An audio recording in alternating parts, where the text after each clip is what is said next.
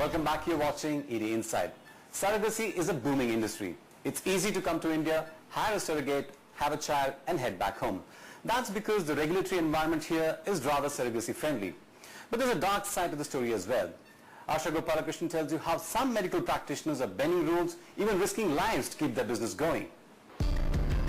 Young, healthy and poor. The perfect candidate for surrogacy. Offering one's womb for rent may seem like child's play. But surrogate mothers are quite literally living on the edge. For 100,000 deliveries, 100 people die in our country. Okay, in childbirth. Normal. So similarly, there is a possibility that tomorrow some surrogate may die, or there may be disability. Okay, she may get paralyzed, she may go into ICU. So we need to have provision for death and disability as well for the surrogates. Who is going to fund that death and disability? If it occurs, God forbid, it should not occur, but if it occurs, who will fund that? Surely not the hospital, nor any insurance company, considering that pregnancy is not covered in India as yet. Nobody insures for infertility, none of the insurance companies, or for delivery and pregnancy. And that is a big hitch that we are facing now. Even we want our surrogates to be insured, but we don't have any companies coming forward. So even if the intended couples want to reduce the risk for surrogates, their hands are tied. I will not worry about whether the intended parents are going to look after her or not. I will make sure that her pregnancy care goes well.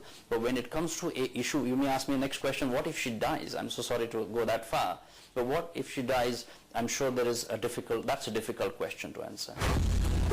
If the risk is so high, one would imagine that the rewards will be high too. But that's not true. It is estimated that the surrogate earns just $1 in every $4 charged by the clinic. Some call it exploitation, but surrogates are not complaining. तसं काही नाही, आपलं मन स्वच्छ असलं ना तर व्यवस्थित असलं. बाबा कोणाला मन नसतात, आपल्याला देवाने दिलं, आपण दुसऱ्यांच्या जोडीत देतोय. त्यांना बाळ नाहीये पण त्यांना आनंद मिळतोय. त्यांचा आनंद बघून आपल्यालाही आनंद होतो. Surrogates may not be complaining, but intended couples are better off taking a second opinion. I feel it is very often overused, misused and abused. Now, this is for the sake of money, because a simple IVF treatment would cost maybe say around ₹1 lakh to ₹2 lakh, while a surrogacy treatment can go as high as 10 to 12 lakhs. So obviously, because the treatment is so lucrative, doctors are tending to advise surrogacy when not needed. Now, just to give a classical example of a misuse is, let's say there's a 42-year-old woman who's had 2-3 attempts of IVF and she's come down maybe from the US. Now, what she needs is an egg donor program. She doesn't get pregnant simply because of her age, her egg quality has declined and her embryo quality has declined. So what she needs is a donor cycle with an IVF and not surrogacy, because there's nothing wrong with the uterus.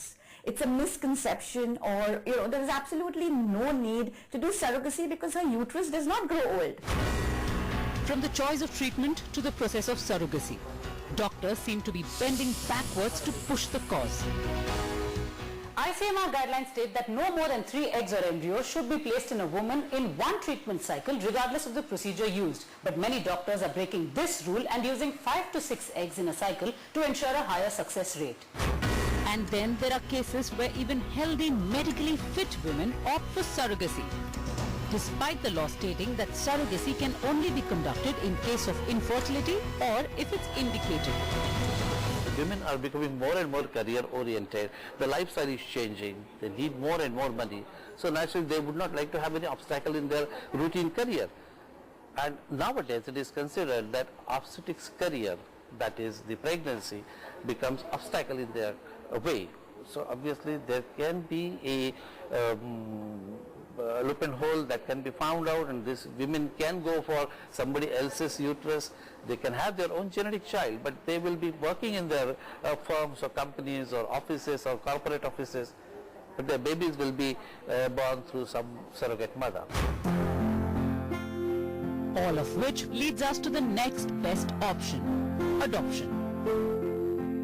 We have always been saying that adoption should be anyway suggested to people who come for ARG, but what happens is never suggested at the first place, or even if suggested, it's it comes at a stage where there is no other option.